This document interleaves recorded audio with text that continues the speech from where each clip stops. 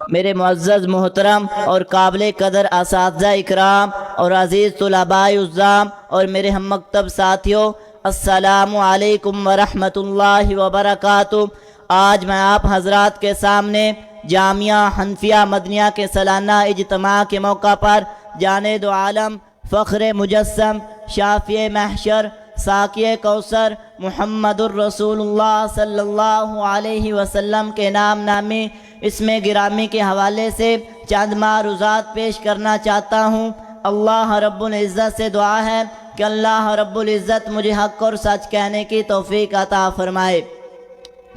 خوب نام محمد ہے اے مومنو، خوب نام محمد ہے اے مومنو،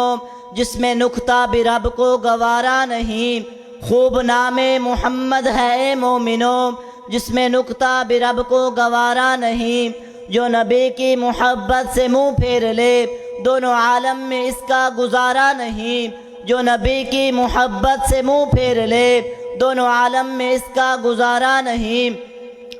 نسبت مصطفیٰ بھی بڑی چیز ہے، جس کی نسبت نہیں اس کی بخشش نہیں۔ گرامی قدر سامعین،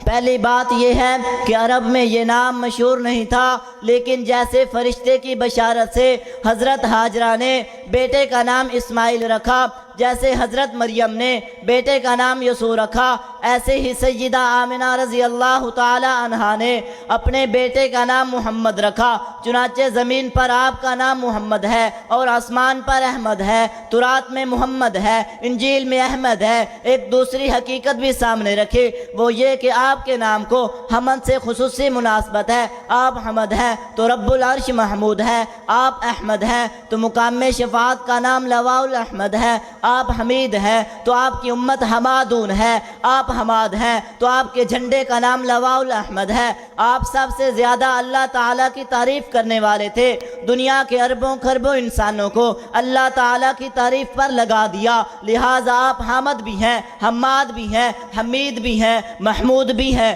محمد بھی ہے اور احمد بھی ہے۔ گرامی قدر سامعین، عربی لغت میں محمد کا ایک معنی یہ بھی لکھا ہے کہ وہ شخص جس میں ساری اچھی خصلتیں اور صفتیں جمع ہو گئی ہوں۔ میرے نبی کی سیرت پڑھیے، نبوت ملنے سے پہلے کی زندگی کا جائزہ لیجئے، نبوت ملنے کے بعد کی زندگی کو دیکھیں، آپ کے بچپن کو دیکھیں، آپ کی جوانی کو دیکھیں، آپ کو شوہر کی حیثیت سے دیکھیں، بچوں کے باپ کی حیثیت سے دیکھیں، زمانہ امن میں دیکھیں، حالت جنگ میں دیکھیں، مسجد کے محراب میں دیکھیں، مکہ اور مدینہ کے بازاروں میں دیکھیں، آپ کی زندگی کے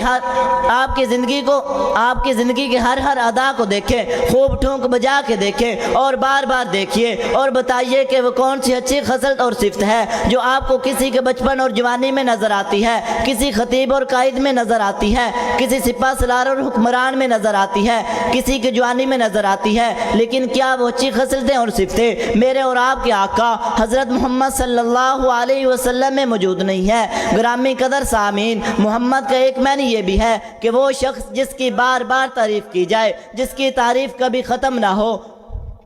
چنانچہ حضور اکرم صلی اللہ علیہ وسلم کی تعریف آج تک جتنی ہو چکی ہے اور ہو رہی ہے اور قیامت تک ہوگی، ساری اولاد آدم میں اتنی تعریف کسی کی نہیں ہوئی۔ بلکہ میں تو کہتا ہوں کہ انسان جس کی تعریف کرے اس کو محمد کہتے ہیں، حیوان جس کی تعریف کرے اس کو محمد کہتے ہیں، ملائکہ جس کی تعریف کرے اس کو محمد کہتے ہیں، طیور جس کی تعریف کرے اس کو محمد کہتے ہیں، عرش جس کی تعریف کرے اس کو محمد کہتے ہیں، فرش جس کی تعریف کرے اس کو محمد کہتے ہیں، انبیاء جس کی تعریف کرے اس کو محمد کہتے ہیں، اولیاء جس کی تعریف کریں اس کو محمد کہتے ہیں، اصفیاء جس کی تعریف کریں اس کو محمد کہتے ہیں، اتقیاء جس کی تعریف کریں اس کو محمد کہتے ہیں، سارا جگ جس کی تعریف کرے اس کو محمد کہتے ہیں۔ بلکہ میں تو ایک قدم آگے بڑھ کے کہتا ہوں کہ خود رب کریم جس کی تعریف کرے اس عظیم ہستی کو، اس مبارک ہستی کو، اس پاک ہستی کو، حضرت محمد الرسول اللہ صلی اللہ علیہ وسلم کہتے ہیں، گرامی قدر سامعین، میرے نبی کی تعریف انسانوں نے کی، جنات نے کی، ملائکہ نے کی، انبیاء نے کی، اتقیاء نے کی، اولیاء نے کی، یہاں تک کہ رب کائنات نے کلام مقدس میں آپ کی تعریف بار بار کی ہے۔ کہیں آپ کو شہد و مبشر کہا ہے، کہیں آپ کو سراج منیرہ کہا ہے، کہیں آپ کو رؤوف الرحیم کہا ہے، کہیں آپ کو وما ارسلناک الا رحمۃ للعالمین کہا ہے۔ گرامی قدر سامعین، کہیں آپ کو خاتم النبیین اور رحمۃ للعالمین قرار دیا ہے۔ گرامی قدر سامعین، دنیا والوں نے ابھی تک پوری طرح آپ صلی اللہ علیہ وسلم کے پیغام کو نہیں سمجھے، آپ کے مقام کو نہیں سمجھے، آپ کے کام کو نہیں سمجھے، لیکن جو دنیا والے آپ کے پیغام، آپ کے مقام اور آپ کے کام کو سمجھتے جائیں گے، آپ کی تعریف کرتے جائیں گے، جب جہالیت کی رات ختم ہو جائے گی، جب غفلت کے پردے شک ہو جائیں گے، جب دل و دماغ سے تعصبات کی چٹانیں سرک جائیں گی، تو مشرق سے مغرب تک، عرب سے عجم تک، افریقہ سے چین تک، امریکہ سے ایشیا تک، ہر شخص حضور صلی اللہ علیہ وسلم کی تعریف کرنے پر مجبور ہو جائے گا۔ گرامی قدر سامعین، محمد کا ایک معنی یہ بھی ہے کہ وہ شخص جس کا پورا حق ادا کر دیا گیا ہو، یعنی قدرت کی جانب سے نوع انسانی کو اللہ تعالیٰ نے جہاں تک پہنچانا تھا وہاں تک پہنچا دیا، جتنے کمالات عطا کرنے تھے سب عطا کر دیے۔ یوں تو پہلے انبیاء علیہ السلام کو بھی اللہ تعالیٰ نے کمالات سے نوازا تھا، اعلیٰ اخلاق عطا کیے تھے، مثالی کردار دیا تھا، لیکن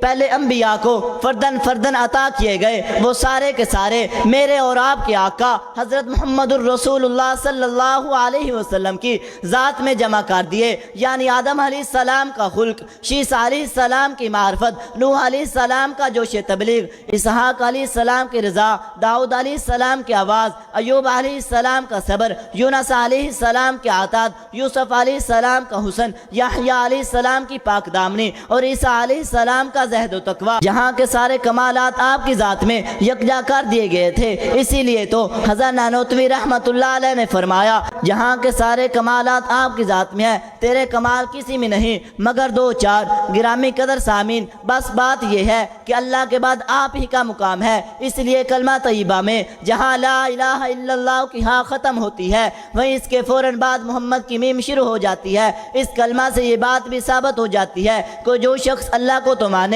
لیکن حضور صلی اللہ علیہ وسلم کو نہ مانے وہ مسلمان نہیں ہو سکتا۔ اگر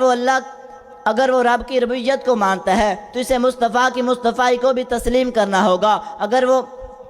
اللہ کی کبریائی کو مانتا ہے تو اسے مصطفیٰ کی مصطفائی کو بھی تسلیم کرنا ہوگا، اگر وہ توحید کا اقرار کرتا ہے تو اسے رسالت کا اقرار بھی کرنا ہوگا، اگر وہ رب کی ربوبیت کا اعتراف کرتا ہے تو اسے حضور صلی اللہ علیہ وسلم کی نبوت اور رحمت کا بھی اعتراف کرنا ہوگا۔ ادھر عبادت کرتا ہے ادھر اطاعت کرنی ہوگی، ادھر محبت کرتا ہے ادھر سجدہ کرتا ہے، ادھر محبت کرنی ہوگی، ایمانتا بھی مکمل ہوگا، نجاتہ بھی حاصل ہوگی۔ آخر دعوانا الحمدللہ رب العالمین۔